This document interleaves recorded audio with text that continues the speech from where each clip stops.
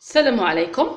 اليوم في شيوات ام وليد ان شاء الله راح ندير لكم الشاورما بطريقه سهله وبسيطه هكذا باش الكل يقدروا يديروها في ديارهم، خاصه انه فصل الصيف راه جاي.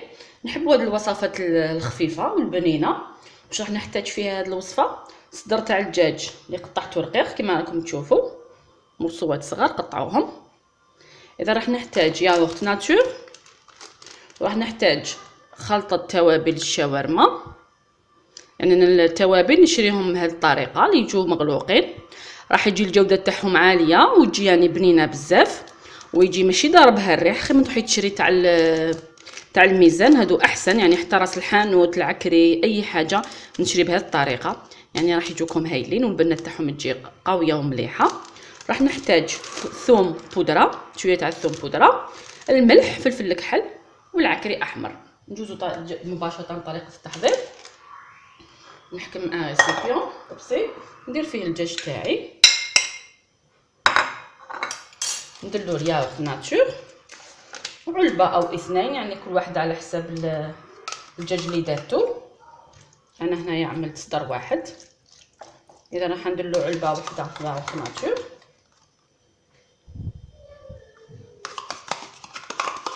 كما رانا نشوفوا.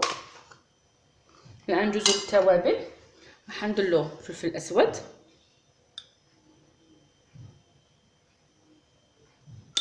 كميه تاع الفلفل الاسود، فلفل عكري احمر، الحلو طبعا، واللي يحب الحار يزيد الحار، كل واحد بالاختيار تاعو. نديرلو الملح،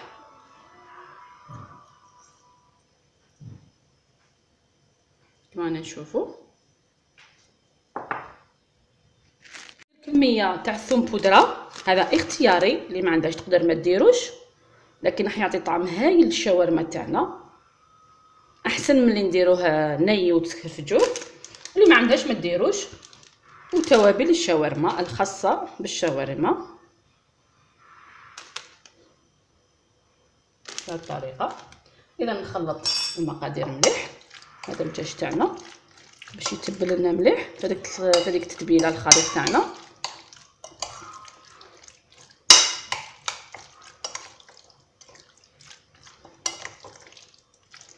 نتمنى انكم تجربوا الطريقه لانها سهله. الان نحكم علبه تاع بلاستيك،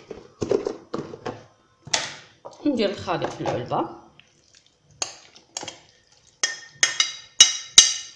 اذا ونديرو في الثلاجه على الاقل 4 سوايع.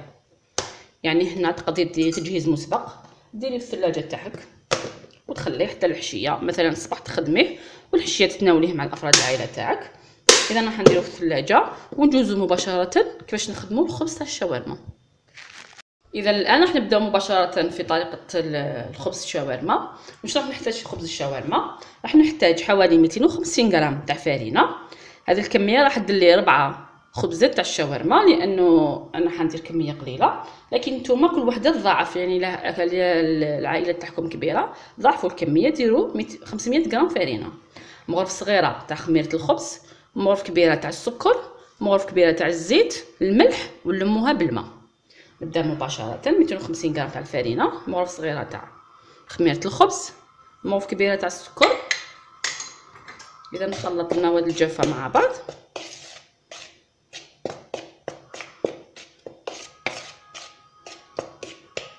ندير لهم الملح، حوالي ملعقه صغيره تاع الملح او اقل، نص ملعقه تاع صغيره تاع الملح، نص ملعقه صغيره تاع الملح،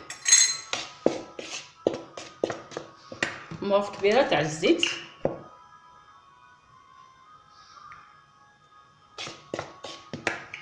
ونلمها بالماء عادي او دفيه شويه احسن. اذا ها هي الفرينه تاعنا، نبسسها بهذاك الزيت اللي درتو، ونبدا نبلل فيها بالماء حتى تتلمع لنا العجينه.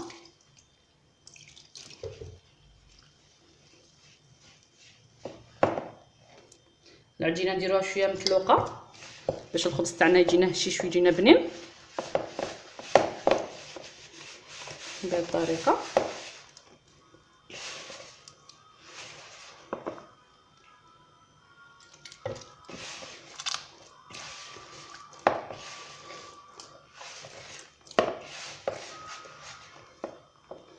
معنا نشوفوا.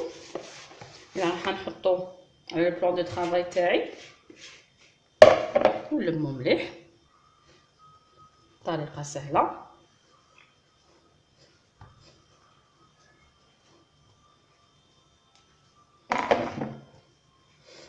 اذا ندلكها شويه حتى تولي العجينه تاعنا رطبه. ندير شويه ماء لهنايا.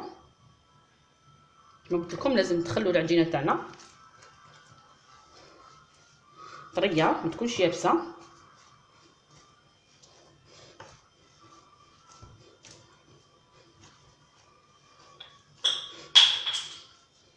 معنا نشوفوا نلموا العجين كامل بيدينا.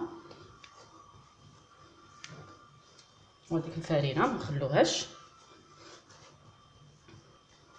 اذا راح ندلكها حوالي 3 دقائق حتى ل 5 دقائق. اذا ها هي العجينه تاعي كيفاش ولات. ندلكوها حوالي 2 دقائق 3 حتى ل 5. يعني كي تشوفيها ولات رطبه حبسي. اذا راح نديرها لهنا نغطيها ونخليها حوالي ساعتين تخمر والعجينه تطلق وتصيب روحها، ونرجع ليها فيما بعد ان شاء الله. اذا هنا العجينه تاعي راهي خمرت، خليتها ساعتين كما قلت لكم، خلوها ساعتين كامله. ها هي خمرت. راح نحيها كما راكم تشوفوا راها تتلصق في اليد. هذه معناتها انها طريه. نعاود نلمها ونقسمها. هنا حوالي راح ندير حوالي يعني 5.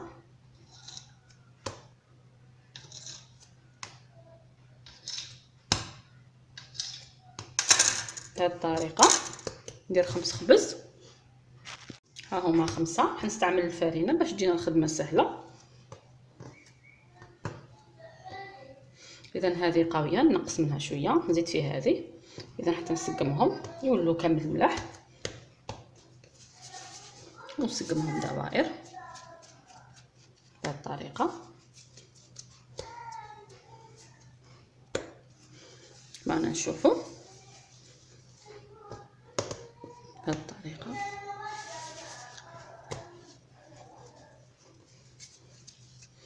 الان كل خبزه كيفاش نديرها ندير لكم في الاولى باش تشوفوني كيفاش ندير.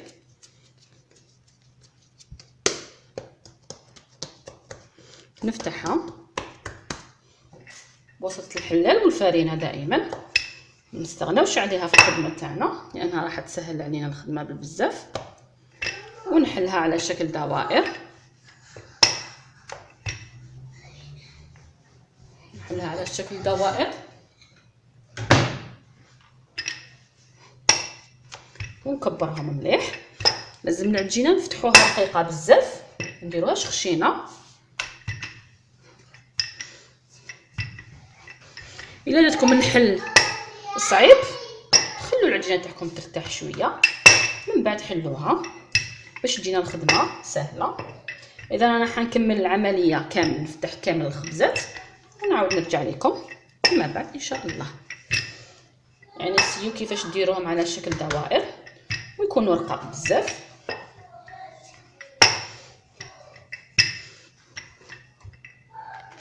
اذا انا الان حنطيب الخبز الشاورما تاعي. راني ديجا طيبت 2. نوريكم الطريقه. يعني من بعد ما تحلوا الخبزه تاعكم كامل خليهم يريحوا حوالي 10 دقائق وبداو طيبوا. المقله تكون سخونه مليح، النار زايده شويه كما رانا نشوفوا. تبعوا مليح الطريقه كيفاش الطهي تاعها باش تنجحوا فيها.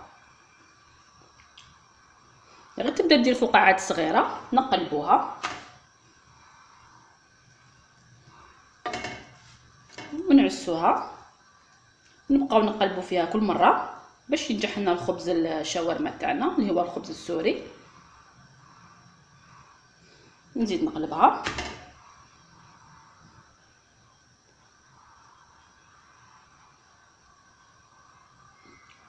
صبروا عليها ما تقلقوش تبدا تتنفخ لنا الخبزه تاعنا.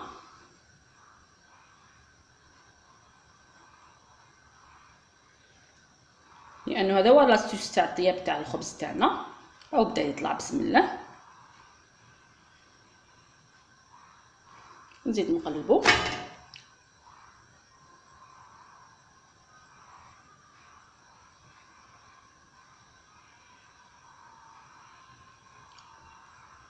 كما قلت لكم النار شويه قويه، ما تكونش قليله بزاف.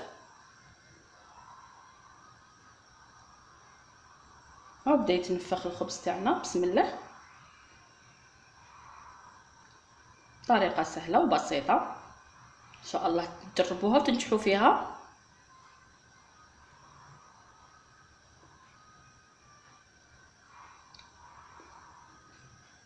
اذا ها هو الخبز تاعنا وبدا يتنفخ.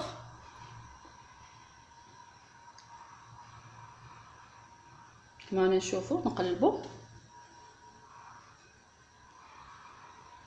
هذيك النفس هي اللي حتخلينا الخبز من الداخل تاعنا فارغ ويجي خفيف، وهذا الخبز ما يتحمرش بزاف الطياب، يبقى ابيض. ها هو. الان نحي الخبزه تاعي، نديرها مباشره في كيس بلاستيكي. ها هو كما نشوفوا نديرو في كيس بلاستيكي ونغلفو، لانه هذا الخبز بخاف ييبس، لهذا لازم نديروه في كيس بلاستيكي. اذا انا هنا راح نطيب الشاورما تاعي. ندير شويه تاع الزيت في مقله او طنجره، ونحط الدجاج تاعي اللي كان في الفريجيدير لمده 4 سوايع. ها هو كرا قد مليح. اذا نحطو في المقله تاعي يطيب.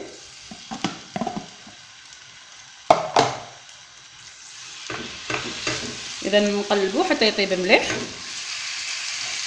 هذاك الدجاج تاعنا يطيب مليح،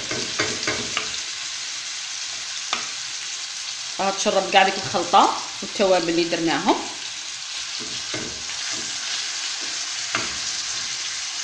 اذا هنا راه طاب الدجاج تاعي. واش راح نديرلو؟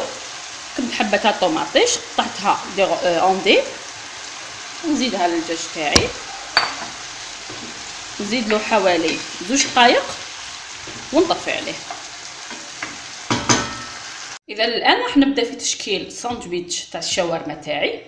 انا حندير الخس، الشاورما تاعي اللي طابت، وقليت شويه تاع الفخيت. هنا يعني واش حبيتو ديروا، راح ندير شويه تاع لا مايونيز. هنا كل واحد واش يدير في الساندويتش تاعو. هنا حبيت فقط نوري لكم خبز الشاورما تاعنا، لازم تخبوه في ساشي والا راح ييبس لكم. ها هو خبز الشاورما تاعنا، شوفوا كيفاش يجي، شوفوا كيفاش يجي طري، شوفوا كيفاش يجي فارغ من الداخل، يعني يجي روعه. اذا راح نبدا في تشكيل الساندويتش تاعي. بسم الله. اذا ندير خبز الشاورما تاعي في الوسط هكا بهذه الطريقه. اذا نحط الشاورما تاعنا كما راكم تشوفوا ماهيش ناشفه، معمره بلو جو تاعها هكذا باش تجينا بنينه، ما تجيش ناشف لو ساندويتش تاعنا بهذه الطريقه. ندير لي فخيت في الوسط فوق الشاورما تاعنا، ندير شويه تاع لا مايونيز، ندير اوراق تاع الخس اختياري كما قلت لكم، والطوماطيش راه عندنا في الشاورما تاعنا. اذا ندير نغلق الساندويتش تاعنا مليح. هنا اللي عندها لابانينوز تستعمل لابانينوز، اللي ما عندهاش لابانينوز راح نعطيكم بديل للبانينوز كنت درتو من قبل. واش راح ندير؟ راح نوريكم بالتوضيح. انا عندي المقله هذه تاع الشوا، اللي ما عندوش يقدر يستعمل طاجين تاع الحديد. اذا نحط الساندويتش تاعي بهذه الطريقه، نحط غطيوه عليها. اذا ونبريسي الساندويتش تاعي بهذه الطريقه كما راكم تشوفوا. ان شاء الله تعجبكم الفكره. الان راح نقلب الساندويتش تاعي، نحي المهرز، هذا مهرز غلفته فقط، والغطيوه تاعي، ونقلب الساندويتش تاعي. ها هو شوفوا كيفاش تبريسا، طريقه روعه يعني وبديله للبانينوز. واللي عندها بانينوز تستعمل عادي لا بانينوز تاعها. اذا انا حنكمل الساندويتش تاعي، نكمل نبريسي ونعاود نرجع لكم فيما بعد ان شاء الله. اذا ها هو الساندويتش شاورما تاعي راه واجد بعد ما بريسيتو. ها هو راح نقسم لكم واحده على 2 باش تشوفوا كيفاش جا روعه. يعني ما شاء الله. كينا انتم تجربوه لولادكم، خاصه رانا في مرحله امتحانات. اذا ها هو الساندويتش شاورما تاعنا، والريحه ما شاء الله، يعني ما عندي ما نحكي لكم. اذا ها هو ساندويتش الشاورما تاعنا. ان شاء الله يكون عجبكم الطريقه وعجبتكم الكيفيه، لازم تجربوها لانها بزاف بنينه، نفرحوا بها ولادنا مع انهم راهم في الامتحانات، يجوا للدار يسيبوكم يعني ويجدوا لهم ساندويتش، احلى ساندويتش. ولا عجبتكم الكيفيه ما عليكم غير ديروا لي جيم لا فيديو وتشاركوا في القناه حتى يصلكم الجديد، والى الملتقى ان شاء الله.